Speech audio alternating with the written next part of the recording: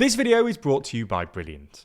Yesterday, Canadians went to the polls to elect their new government. Despite a slight tightening in the final days of the campaign, and a last-minute truth social from Donald Trump imploring Canadians to become America's 51st state, in the end, the Liberals, now led by former Bank of Canada Governor Mark Carney, won again, which would have been unimaginable only a few months ago. So in this video, we're going to look at the Liberals' astonishing revival, what happened yesterday, and what it means for Canada.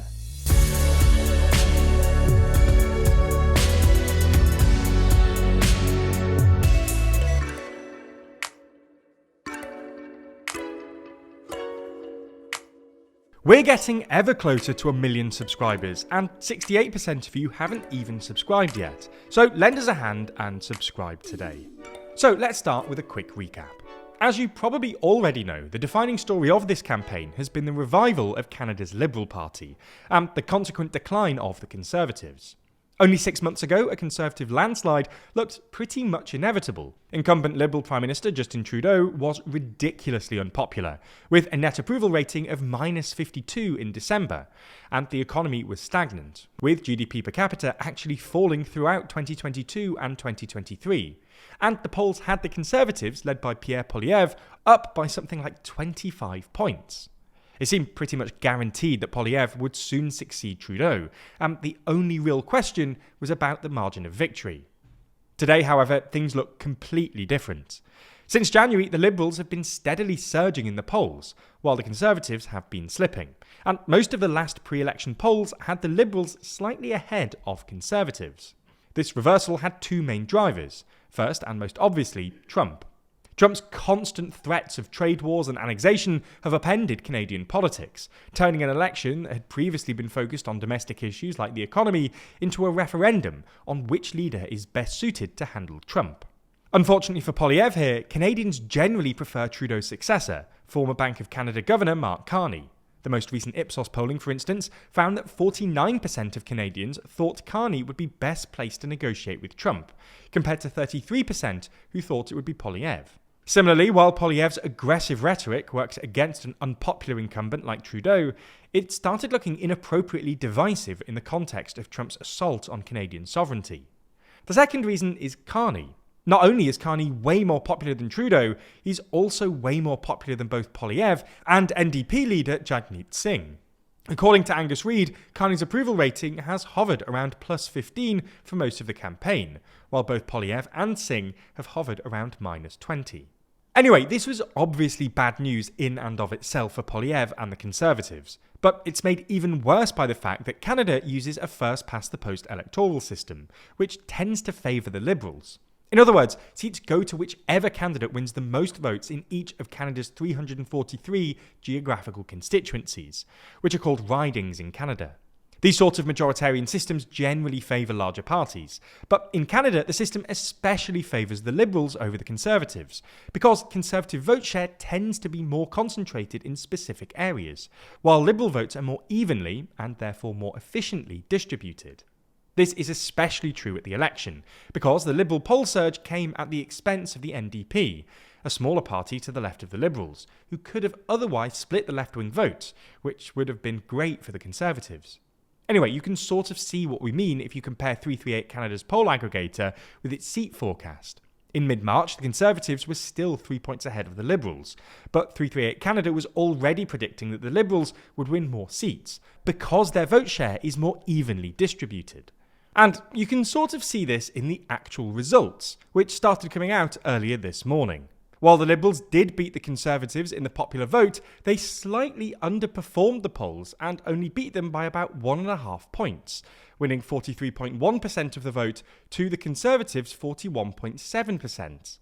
Nonetheless, this translated into a pretty sizable seat advantage. With 96% of votes counted, the Liberals are currently projected to win 48.1%, or 166 of the 343 seats available, and the Conservatives on track to win 42.9%, or 146. As usual, the Liberals performed best in urban areas, including Toronto, Montreal and Vancouver, while the Conservatives performed best in more rural areas in the southwest, especially in the provinces of Alberta and Saskatchewan.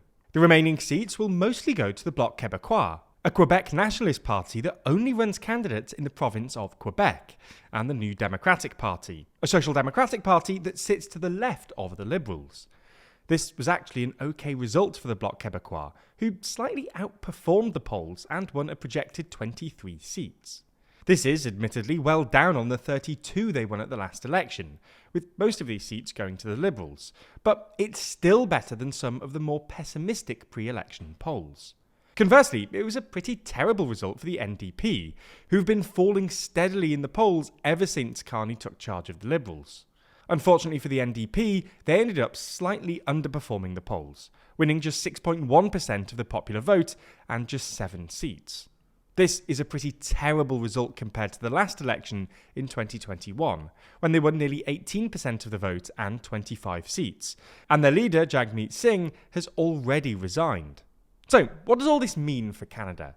Well, as you've probably already noticed, the Liberals look like they've fallen short of the 172 seats required to form an outright majority government.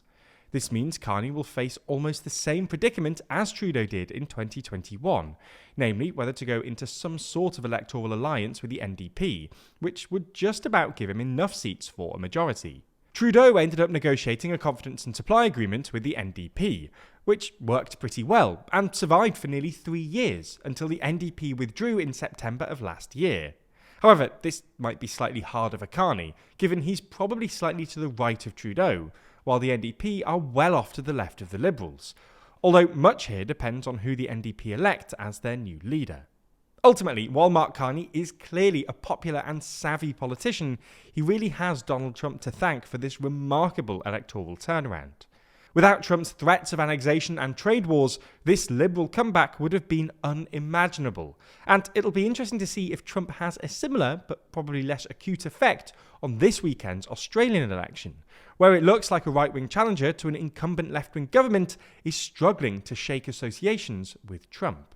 At TLDR News, we're always trying to help you learn more about the world around you. Luckily for us, our sponsor this week, Brilliant, shares this same commitment. Their thousands of interactive lessons in maths, science, programming, data analysis, and AI are designed to help you learn by actually doing, rather than asking you to mindlessly memorize stuff. For instance, each lesson is filled with hands-on problem solving that lets you play with concepts, a method proven to be 6 times more effective than watching lecture videos. This helps you build your critical thinking skills and ultimately become a better thinker. Brilliant's newly updated maths courses help you establish a strong foundation in algebra, then helps you build on this, teaching you how to conquer calculus, all while maintaining an emphasis on problem solving and reasoning. The thing I like best about this, though, is that their mathematical courses help you develop your mathematical intuition and fluency, skills that you can use in the real world. As we've told you before, data skills are absolutely necessary for navigating the modern world,